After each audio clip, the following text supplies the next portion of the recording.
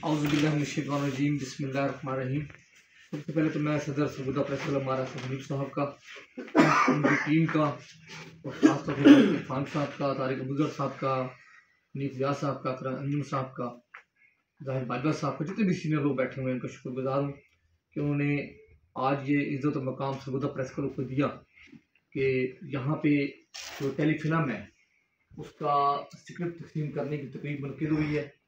मैं समझता हूँ कि सरगोदा के जो फनकार हैं वो टैलेंट में किसी से कम नहीं है, और जब से अब ये ज़माना आया इलेक्ट्रॉनिक मीडिया का तो हम देख रहे हैं कि हमारे फनकारों ने अपना लोहा पूरी दुनिया में मनवाया है और मनवा रहे हैं।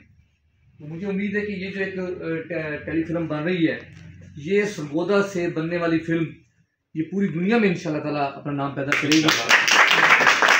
और अब वो दौर नहीं रहा कि एक फनकार अपने ही उस जो कुआं है उसके अंदर वो सिसक के मरता रहे। अब ज़माना ये आ गया है कि आप दुनिया के किसी भी कोने में बैठे हैं, चाहे वो देहात है, चाहे वो शहर है, चाहे वो अमेरिका यूरोप है या सरगोदा का गाँव है, तो वो अपना फ़न मनवा सकता है।